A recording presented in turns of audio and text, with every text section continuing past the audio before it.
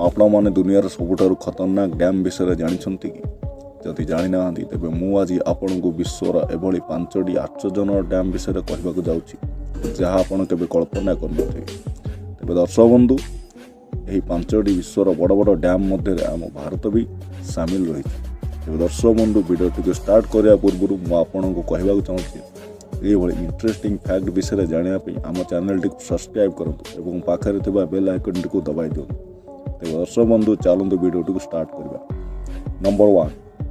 Number one रही आलमेंड्रा dam Spain.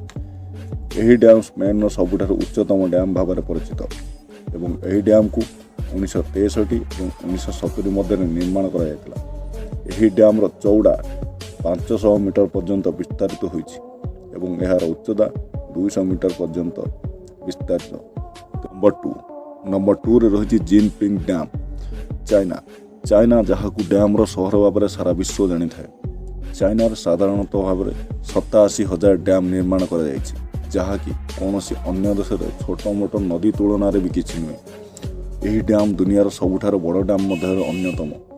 यही dam उच्चता होची 305 मीटर एवं लंबारे 568 मीटर पर्यंत विस्तारित होती। यही डैम उपरे 66 मिलियन लोकंकर जीवन जीविका बसी रही।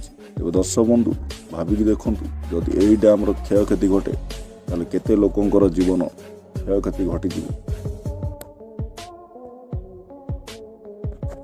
3 रही करेवा डैम जिम्बाब्वे। यही डैम को जिम्बाब्वेर जिम्बादी नदी में निर्माण कर डैम को 1956 मसीह निर्माण कर यार उच्चता होची 420 फीट और यार लंब 488 मीटर स्थिर कर। दर्शक बंधु एक तथ्य अनुसार कहुई कि जदि यही डैम को प्रतिवर्ष रिपेयर न करा जाए तेबे यही डैम फेल हो जहाद्वारा कि 3.5 मिलियन लोकंकर जीवन जापे। तो दर्शक बंधु थे भाविकी देखु जदि यही नदी भांगी जाए ताले केते लोकंकर जीवन क्षय क्षति घटिबो निजे इमेजिन करूँ। नंबर 4 रही मोजुल डैम इराक। मोजुल डैम दुनियार सबुठारु खतरनाक डैम भाव में परिचित। ए पर्यंत आपण माने जेतिकी डैम देखले ता सब कंक्रीट रे निर्माण करा जायथिबा डैम किंतु एही मोजुल डैम को प्राचीन कालर माटी रे निर्माण करा जायछि। एथिपाई एही डैम एते खतरनाक होइताय जे जदि एही डैम केबे नष्ट हुए ताले केते लोकंकर जीवन जीविका माटी रे मिसि जिवो ताहा आपण निजे कल्पना करी देखंतु। एवं दर्शक बंधु यही डैम को 1986 मसीह निर्माण करा जायथिला जहाँकि सबुठार खतरनाक डैम मध्य अन्यतम भाव जना जायछि। दर्शक बंधु नंबर 5 आसुची इडुक्की डैम केरला इंडिया। दर्शक बंधु यही डैम एशियार हाईएस्ट आर्क डैम भाव में परिचित जहाँ को पेरियार नदी उपर निर्माण करा जायछि। यही डैम 780 मेगावाट विद्युत उत्पन्न करिथाय एवं यार उच्चता 168.91 मीटर अटे एवं लंब 568 मीटर स्थिर करा जायछि। यही डैम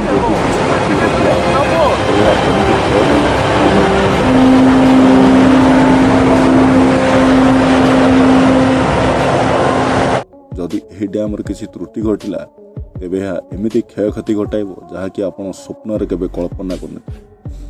दर्शक बंधु आ गोटे इंटरेस्टिंग कथा मु कहवाक जाउची जहाँकि आपण यही डैम को निज लाइफ रे मध्य देखिछंती सतर न हो रियल लाइफ रे मध्य देखिछंती। यदि आपण केबे धूम 3 पिक्चर देखि थांती तेबे यही डैम